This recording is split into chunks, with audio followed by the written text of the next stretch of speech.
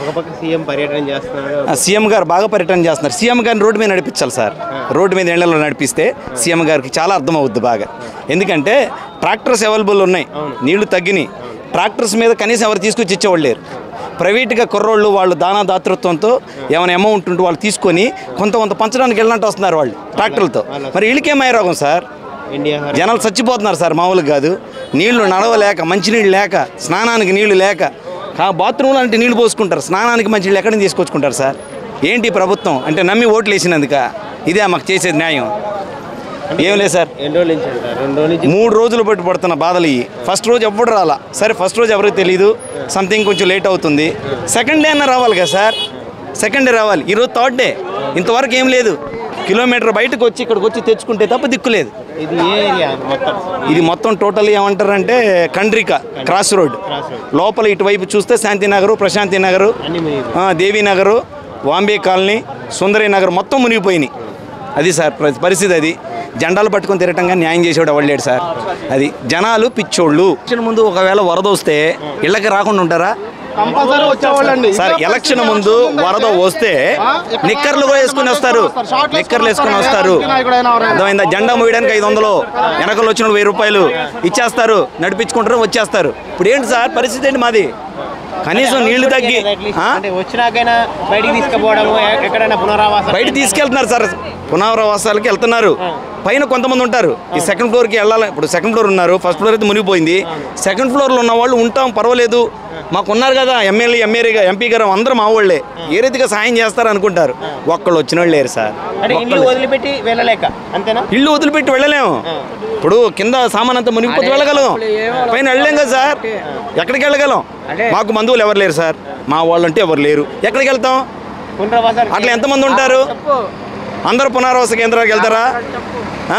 MP గారు, MLA గారు ఏమైపోయారు? కార్పొరేటర్ గారు ఏమైపోయారు? మేము నడిచే నీళ్ళలో నడవలేరా? ఏసీలు సుఖాలు కావాలా? రేపు ఎలక్షన్కి వచ్చి ఓట్లు అడిగినప్పుడు చెప్తాం సార్, ఇప్పుడు కాదు, అప్పుడు చెప్తాం. ఎందుకంటే అయిపోయింది, 5 సంవత్సరాలు సావాల్సిందే. ఎంతమంది పిల్లలకి మీరు తీసుకెళ్తున్నారు? ఇంచుమించు 4-5 పిల్లలు ఉన్నారు సార్ మాకు. వాళ్ళకి తీసుకెళ్ళాలి. చిన్న పిల్లలు అల్లాడిపోతున్నారు. పాల ప్యాకెట్లు ఇక్కడ వరకు వస్తే కానీ దిక్కు లేదు. ఏమండి, ట్రాక్టర్ల మీద వచ్చే అవకాశం ఉన్నా కూడా ఎవరు కూడా రావట్లేదు, వచ్చిన వాళ్ళు లేరు. ఏంటి, వాటర్ లేదు, మెయిన్ వాటర్ లేదు. ఈ నీళ్ళు తాగుతామా? బాత్రూంలో పోసుకునే నీళ్లు, త్రాగడానికి నీళ్ళు లేవు, స్నానానికి నీళ్ళు లేవు, పిల్లలు అల్లాడిపోతున్నారు. ఒక పక్కన కరెంట్ లేదు, అందరితో పాటు మనం కూడా కనీసం ఫుడ్ అని అందిస్తే దోమలో లేకపోతే ఏగలో ఏదో రీతికి చేస్తారు సార్. మేము కూడా వరదలు కొట్టుకెళ్ళిపోవాలి, మేము కూడా. మరీ దారుణం సార్, ఇది కరెక్ట్ కాదు. అర్థమైందా? మన భారతీయులు చాలా మా దగ్గరికి అయితే రాలేదు సార్. సీఎం గారు మాకు ఇప్పటి వరకు టీవీలో తప్ప ఇప్పటి వరకు మేము చూడలేదు సార్, చూడలేదు. పవర్ ఎక్కడ లేదు సార్. ఇక్కడ 2 రోజుల తర్వాత వస్తా అంటున్నారు. మంచినీళ్ళు కూడా ఎక్కడి నుంచో మోసుకోవాలి. ఇప్పుడు ట్రాక్టర్లు వస్తున్నాయి సార్, తీసుకెళ్తున్నారు. ఇలాగే ట్రాక్టర్లు మా వీధుల్లో కూడా వస్తాయి, కాలనీలకు వస్తాయి. వాటర్ పంచమనండి సార్, అవైలబుల్ చూడమనండి. ప్రజా శ్రేయస్సు మీరు కోరుకునే వాళ్ళు, ఏది ప్రజలకు శ్రేయస్సు ఏది సార్? ఇది కరెక్ట్ కాదు సార్. భారతీయులందరూ ఒకరినొకరు ప్రేమించేవాళ్ళం, మా సహోదరులు. ఇక్కడ ఏమి లేదు, ఇక్కడ బామర్దలతో సమానం అయిపోయింది. ఇప్పుడు రాజునగర్ దాకా వెళ్ళాలండి. ఇక్కడ ఎలా ఉన్నాయి పరిస్థితులు ఏంటి అంటే? అక్కడ మమ్మల్ని 3 రోజులు అవుతుందండి. ఒకళ్ళు వచ్చి పట్టించుకున్న వాళ్ళే లేదు, రాజకీయ నాయకులు కానీ ఎవరో పట్టించుకోలేదు. మేము ఉదయం మధ్యాహ్నం వచ్చి పిల్లల కోసం బిస్కెట్లు, నీళ్ళ ప్యాకెట్లు, ఒకరికి 5-6 కలిపి వస్తున్నాం. టీం లాగా 6 అడుగుల లోతులో ఉన్నాం. ప్రతి నాయకుడు వచ్చి ఇక్కడికి వస్తున్నాడు, కాలికి నీళ్ళు అంటకుండా వస్తున్నాడు, మాట్లాడేస్తున్నారు. ఏముండదు, మేము చూసుకుంటాం అంటున్నారు, వెళ్ళిపోతున్నారు.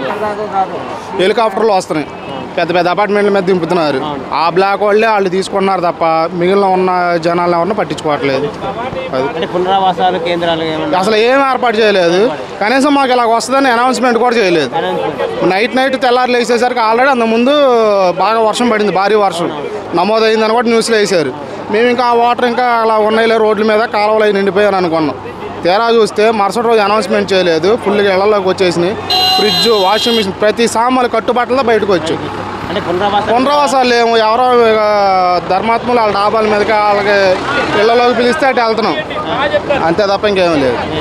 ఒకటే అన్న, ముందుగా అనౌన్స్మెంట్ అనేది చేయాలి. ఇలా కట్ట వాన ఇంత పడుతుందనే తెలిసింది కదా, దానికి జనాలకి అనేది తెలియక చాలామంది మొత్తం అయిపోయింది, స్టన్ అయిపోయారు.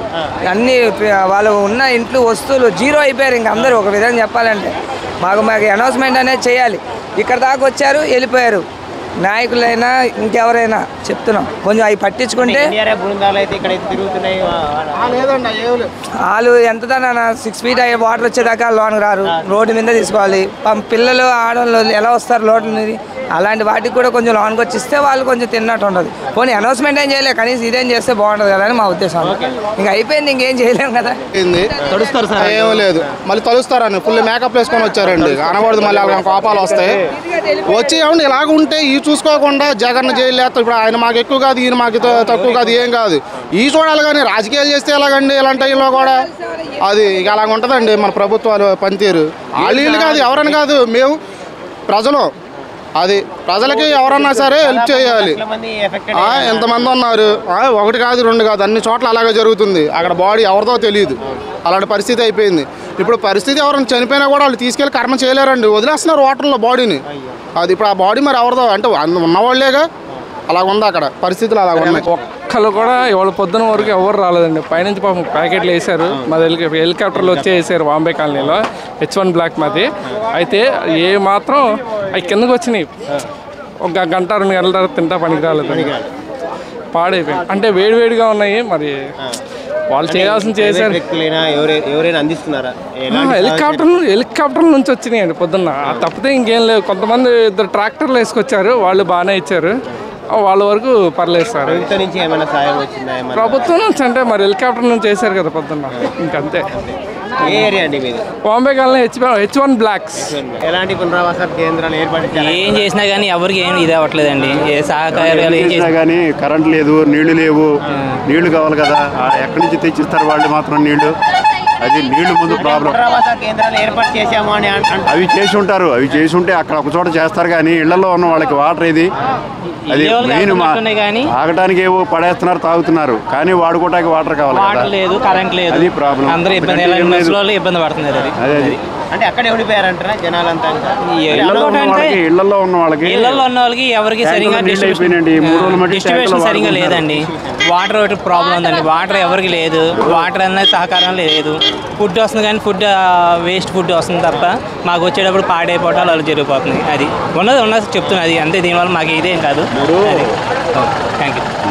అంటే ముందే అనౌన్స్ చేయలేదంటారా ఈ వరదలు వస్తున్నాయని? అనౌన్స్మెంట్ ఎక్కడన్నా ఏం లేదు కదా. అనౌన్స్మెంట్ ఎక్కడ వచ్చింది? అన్ఎక్స్పెక్టెడ్గా వచ్చింది కదా. అనౌన్స్మెంట్ అనేది ఏం లేదు, వస్తుంది తెగింది అనేది అయితే ఏం లేదు. ఇప్పుడు నెక్స్ట్ ఎలా ఉండిద్ది అనేది కూడా మనకు తెలియదు. ఇప్పుడైనా అనౌన్స్మెంట్ చేస్తున్నారా? ఇప్పుడు కూడా ఏం లేదు.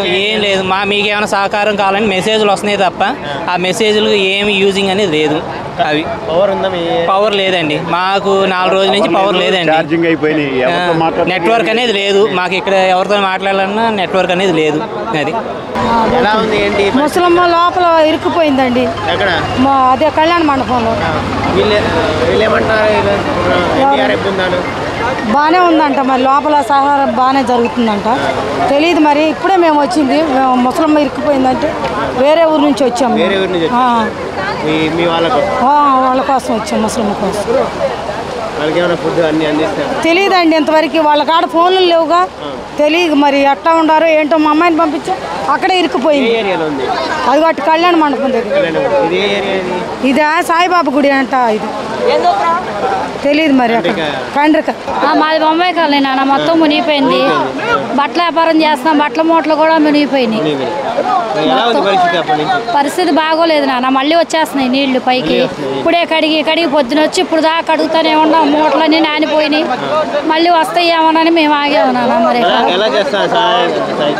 అమ్మా సహాయం అంటే ఇక్కడ వాళ్ళకి అందుతున్నాయి కానీ లోపల వాళ్ళకి ఎవరికి రావట్లేదు నాన్న. ఏమో ఇది హెలికాప్టర్ల ద్వారా ఇస్తే కనుక చంద్రబాబు నాయుడు గారు అది ఇది అవుతాయి, బాగుంటుంది. హెలికాప్టర్ ద్వారా అలర్ట్ ఏం చేయలేదు నాన్న, మళ్ళీ వస్తుందని అన్నట్టుగా అంటున్నారు. ఇళ్లలో వాళ్ళమే మేమేమి అనుకోవడమే, వాళ్ళు వచ్చి చెప్పేది ఏమి లేదు నాన్న, మేమేమి అనుకోవడమే. మాకు అసలు ఏం చేయలేదు నాన్న. లేకపోతే బట్టల మూటలన్నా జాగ్రత్త చేయాలి. 1,00,000 రూపాయల సరుకు పోయింది మొత్తం, బురద ఏం కడుగుతాము, పాములు అవన్నీ ఉండవు ఇంట్లో. ఇక భయం వేసి వచ్చేసాం, లైట్లు లేవుగా, ఇక తింటాకే ఏమైనా తెచ్చుకుందామని వచ్చాం, బయటకు వచ్చాం అంత దూరం నుంచి. మళ్ళీ లోపలికి వెళ్ళాలి. పిల్లలు వాళ్ళు ఉన్నారు, చిన్న పిల్లలు అందరూ ఉన్నారు. ఇక వెళ్ళాలి మళ్ళీ వరదలో పడి. చాలా లోతులు నీళ్ళు నాన్న బాగా.